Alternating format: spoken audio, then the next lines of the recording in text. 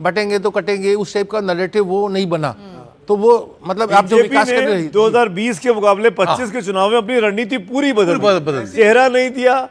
जो पोलराइजेशन की बात करते हैं, सांप्रदायिकता की बात करते हैं, जो 20 में एनआरसी और सीए के प्रोटेस्ट की वजह से पीक पर था, उसको इस बार कहीं नहीं, कुछ ने नहीं बोला। योगी आदित्यनाथ शुरू में दौरे कर रहे थे, बाद में जब भगदड़ मच गई उसके बाद उनके दौरे दिल्ली में खत्म कर दिए गए। उनके एक भी रैली नहीं हुई मुख्यमंत्री की। 2024 लोकसभा के बाद भाजपा कोई भी चुनाव लोकलाइज ही लड़ी है, सीट बाय सीट लड़ी है। प्रधानमंत्री का चेहरा पीछे ही रखा था हरियाणा महाराष्ट्र में।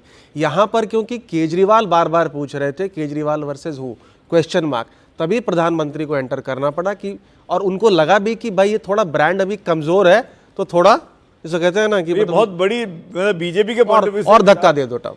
बीजेपी जो लगातार 10-11 साल से 3 लोकसभा चुनाव जीत चुकी, 14, 19 और 24, वो दिल्ली नहीं जीत पा रही थी। हाँ, तो इसीलिए ये एक धब्बा दिखता था पूरे सीवी पर, वो सीवी इम्प्रोवाइज हो गया है। It is a Prestige battle. इससे दिल्ली से भाजपा जीतती है, अगर इसलिए कहूंगा क्योंकि रिजल्ट अभी आया नहीं है पूरा।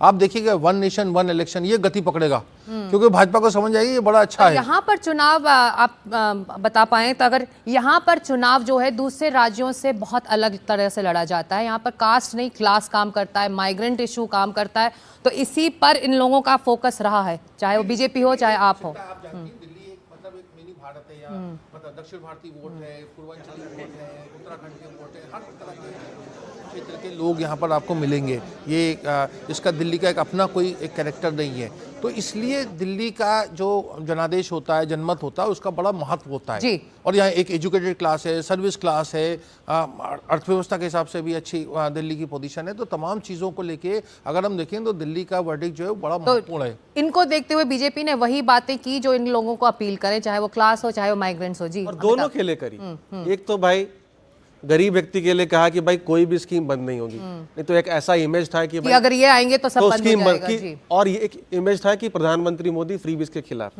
हैं वो कंसेप्चुअली करेक्ट। तो एक तो वो दे दिया उन्होंने। दूसरा जो मिडिल क्लास है जो इस फ्रीबीज के अगेंस्ट है सॉर्ट ऑफ, क्योंकि ये दो अलग अलग ब्लॉक हैं।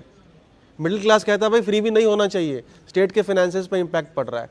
तो मिडिल क्लास को भी एक ये एंटी करप्शन प्लैंक, 8th पे कमीशन और ये टैक्स ब्रेक, उनको भी एक बेनिफिट मिल गया ना, उनको भी एक बेनिफिट मिल गया।